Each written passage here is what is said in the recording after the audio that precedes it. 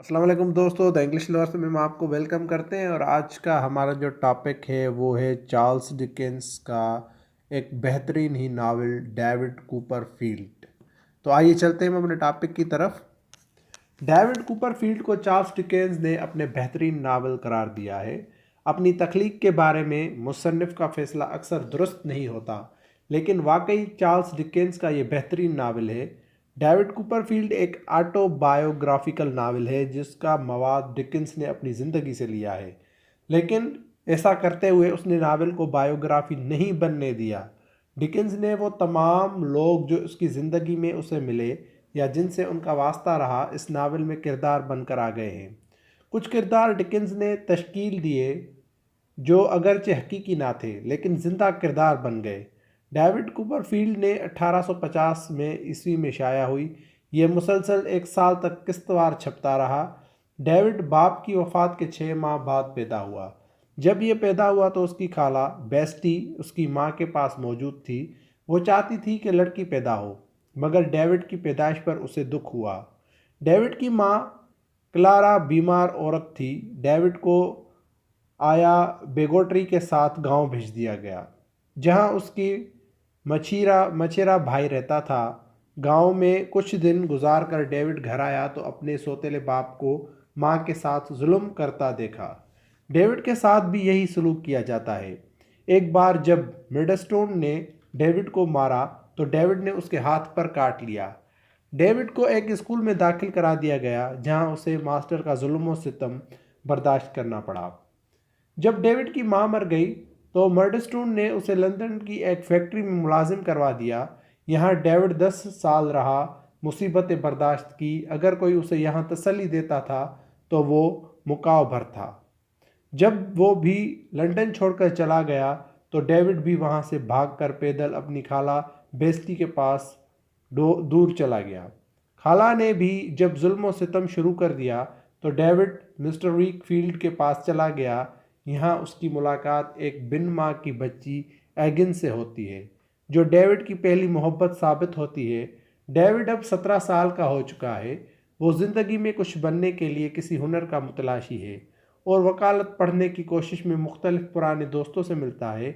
उनके बेईमानियों और मुनाफिकतों से दो चार होता है। वो एगिन्स की मोहब्बत को समझ नहीं पाता। वो जिस कानूनी फर्म में काम करता है उसका मालिक स्पिनलो है।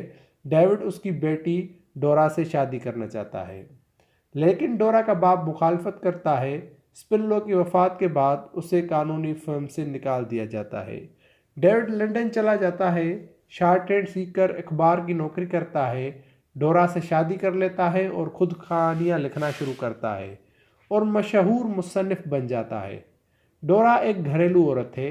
उसे उसकी तख्लीकी ज़िंदगी से कोई मतलब नहीं। घरेलू ज़िंदगी में नाचाकी पैदा होती है और डोरा मर जाती है। कई रिश्तेदार फोत हो चुके हैं।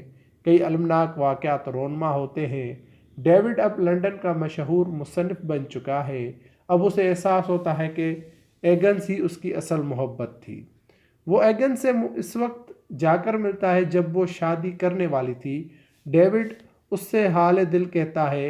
एगन डेविड से शादी कर लेती है और कई बच्चों की मां बन जाती है। इस कहानीकार का डेविड कूपरफील्ड खुद है। मज़कूर नावल चार्ल्स डिकेन के बचपन की नाकामियों और महरूमियों का आईनादार है। बचपन की जितनी सच्ची हकीकी अक्कासी इस नावल में की गई, अदब में शायद और कहीं नहीं की गई। इसकी सारी कहानी चार्ल्स डिकेन की ज़िंदगी के गिर्द घूमती है। बचपन में उसने फैक्ट्री में काम किया। डेविड भी फैक्ट्री में काम करता है। चार्ल्स डिकेंस ने वकील के यहाँ नौकरी की, शॉर्ट हैंड सीखकर अखबार में नौकरी की, कहानियाँ लिखी और मशहूर मुसन्निफ़ बन गया।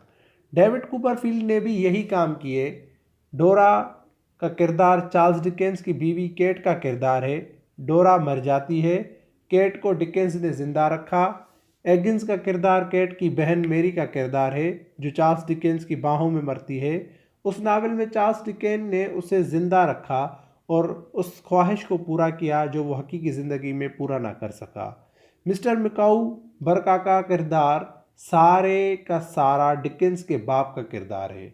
ये सब किरदार डिकेंस के कलम ने जिंदा जावेद किरदार बना दिया है। रूसी नावल निगार दोस्तों फिस्की, जो चार्ल्स डिकेंस से बेहद मुतासिर था, उसने भी अपने नावलों में यही तरीका इस्तेमाल किया है।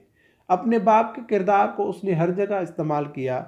यूरोप के शहर में एक तंद खो मॉडल से मुलाकात हुई, मोहब्बत का इजहार किया, उसने इस इजहार को झटक दिया, चली गई। लेकिन दोस्तों फेस्की ने उसे ब्रादर्स करमाउफ की हीरोइन में ढाल दिया। चार्ल्स डिकेंस ने इस नावल की बेशुमार खूबियां हैं।